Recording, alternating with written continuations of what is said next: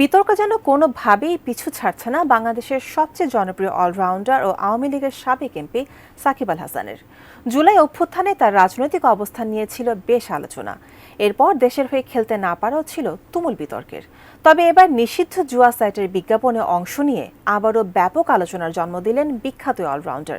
হঠাৎ সাকিবের এমন কাণ্ড কি ধ্বংস করে দিতে পারে তার ক্যারিয়ার? বিস্তারিত জানাচ্ছেন ইশতিয়াক হোসেন।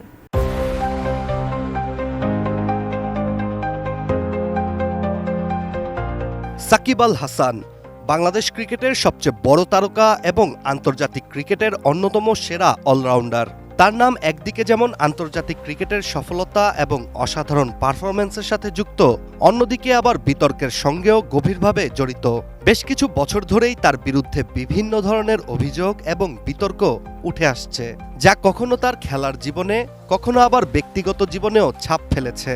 তবে সাকিবের বিতর্কের তালিকায় এবার যোগ হলো নতুন একটি ঘটনা, যা তাকে আবারও বাংলাদেশে আলোচনার কেন্দ্রবিন্দু করে তুলেছে।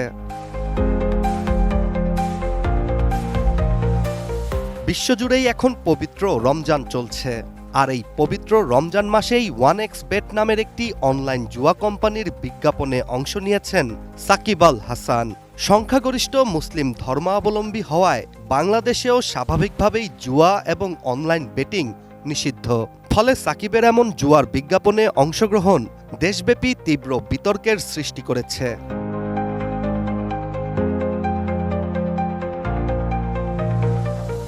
রমজান মাসে এমন একটি কার্যকলাপে অংশগ্রহণ করার কারণে অনেকেরই ধর্মীয় অনুভূতি আহত হয়েছে। সাকিবের ভেরিফাইড ফেসবুক পেজে যখন বিজ্ঞাপনটি শেয়ার করা হয়, তখনই ওই পোস্টে ব্যাপক প্রতিক্রিয়া সৃষ্টি হয়। অনেকেই সাকিবকে দেশের মূল্যবোধ ও আইন লঙ্ঘনের জন্য সমালোচনা করেছেন। কোয়ালিটি সম্পন্ন আন্তর্জাতিক মানের CMT 500W CSRM committed for better still. তবে অবাক করার বিষয়টি হচ্ছে, এটি প্রথমবার নয় যখন সাকিব নিজেকে এমন বিতর্কে জড়িয়েছেন।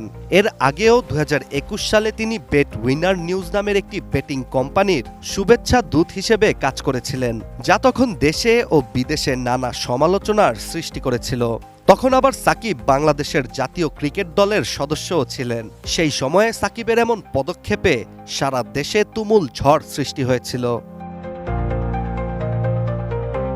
এছাড়া এর আগে 2019 সালেও সাকিব জুয়া বিষয়ক কাণ্ডেই আন্তর্জাতিক ক্রিকেট থেকে 1 বছরের জন্য নিষিদ্ধ হয়েছিলেন। ওই সময় মূলত সাকিব এক জুয়ারির কাছ থেকে পাওয়া তথ্য গোপন করেছিলেন বলেই এমন শাস্তির মুখোমুখি হন। ওই ঘটনায় সাকিব আল হাসানের ক্যারিয়ারে একটি বড় ধাক্কা হয়ে দাঁড়িয়েছিল। এদিকে সাম্প্রতিক সময়ে সাকিব বিতর্কের চিত্র আরও জটিল হয়ে উঠেছে। ছাত্র জনতার জুলাই বিপ্লবের পর থেকে সাকিব আর বাংলাদেশে ফিরেননি, কারণ বাংলাদেশে তার বিরুদ্ধে হত্যা মামলা এবং চেক প্রতারণার অভিযোগ রয়েছে। আর বিসিবির সাথে চুক্তি শেষ হওয়ার পরপরই নতুন করে জুয়া বিজ্ঞাপনে নিজেকে জড়িয়ে সাকিব আল হাসান বাংলাদেশের ক্রিকেটের জন্য এবার একটি বড় সংকট তৈরি করেছেন বলেই ধারণা অনেকের। কেননা সম্প্রতি ইংল্যান্ডে বোলিং অ্যাকশনের পরীক্ষায় উত্তীর্ণ হয়ে খেলার মাঠে ফেরার জন্য প্রস্তুত ছিলেন তিনি। তবে তার এইসব বিতর্কিত কর্মকাণ্ডের ফলে তিনি আগামীতে বাংলাদেশের হয়ে আর খেলতে পারেন কিনা তা নিয়ে এখন উঠছে নানা প্রশ্ন। Ishtiaq Hossain, ATN news.